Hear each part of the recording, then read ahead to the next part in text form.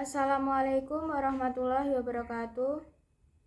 Alhamdulillahirabbil alamin wa bihi nasta'in wa ala umurid dunya waddin.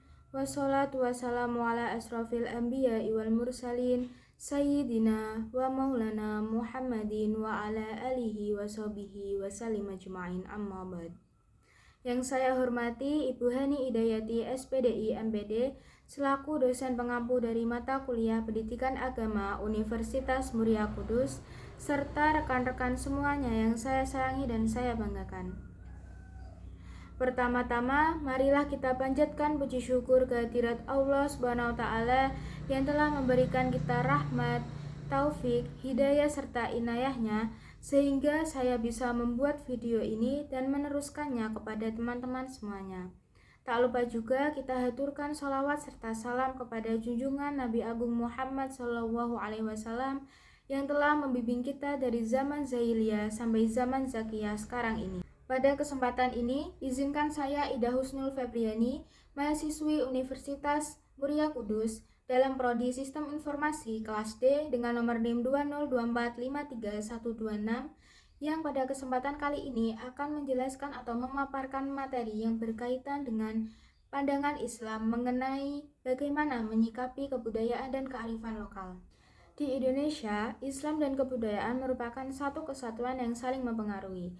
Ada 3 hal yang menunjukkan bahwa Islam dan Indonesia atau kearifan lokal ini mempengaruhi masuknya Islam ke Indonesia. Hal yang pertama yaitu Islam masuk ke Nusantara hanya untuk mengislamkan masyarakatnya. Hal ini biasa disebut juga dengan Islam Nusantara. Untuk yang kedua yaitu kedudukan Islam dan kebudayaan di Indonesia ini seimbang atau setara. Seperti halnya pada saat kita ke pesantren.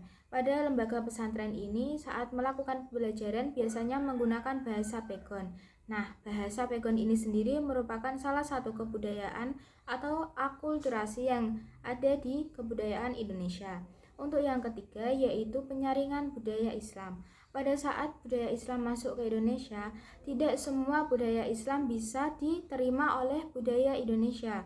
Akan tetapi pada saat masuk ke Indonesia, budaya Islam ini ditempatkan pada posisi-posisi tertentu sehingga tidak mengganggu proses terjadinya unsur kebudayaan di Indonesia. Untuk kearifan lokal sendiri menurut pandangan Islam merupakan suatu budaya turun-temurun dari nenek moyang yang diwariskan kepada kita pada saat ini yang mempunyai keterikatan kepada kehidupan masyarakat sampai sekarang ini. Hal ini terjadi karena masyarakat setempat dengan kearifan lokal ini sudah saling menyatu.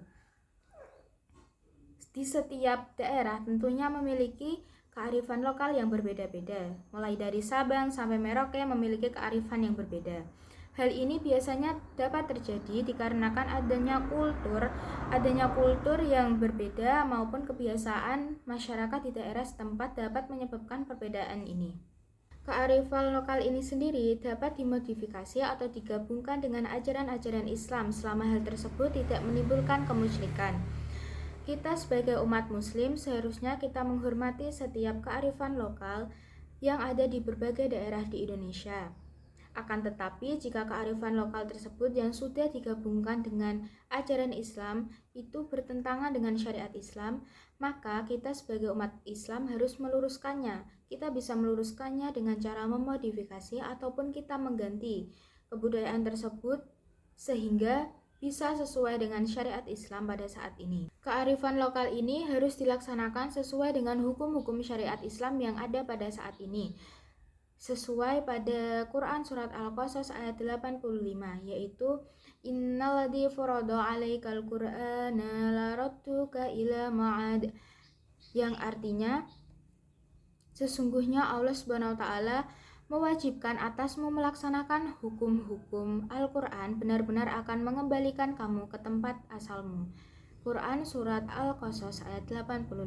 Dalam menerapkan tradisi kearifan lokal ini, pastinya dapat ditemui sesuatu yang bertentangan dengan ajaran-ajaran agama Islam. Seperti contohnya, saat kita berziarah kubur, itu bisa menjadi positif ataupun negatif. Ziarah kubur bisa menjadi negatif karena saat kita ziarah, kita bermaksud atau bertujuan untuk meminta sesuatu kepada yang kita ziarahi. Semisal kita meminta rezeki, meminta kelancaran, kepintaran, kesuksesan maupun hal yang lainnya. Hal itu seharusnya tidak terjadi karena kita meminta itu hanya kepada Allah Subhanahu wa taala, bukan kepada yang kita ziarahi. Ziarah itu hanya untuk perantara atau kita mendoakan yang sudah menjadi almarhum. Untuk hal yang bertentangan kedua yang biasa kita temui yaitu menaruh sesajen atau memberi sesajen. Hal ini biasanya terjadi di daerah-daerah terpencil atau yang masih daerah tertinggal. Biasanya mereka melakukan sesajen itu pada lokasi-lokasi tertentu seperti di pohon-pohon besar ataupun di makam-makam leluhur. Kita sebagai masyarakat Indonesia tentunya memiliki banyak sekali keanekaragaman yang ada di Indonesia, mulai dari budaya, tradisi, kearifan lokal, agama, maupun yang lainnya.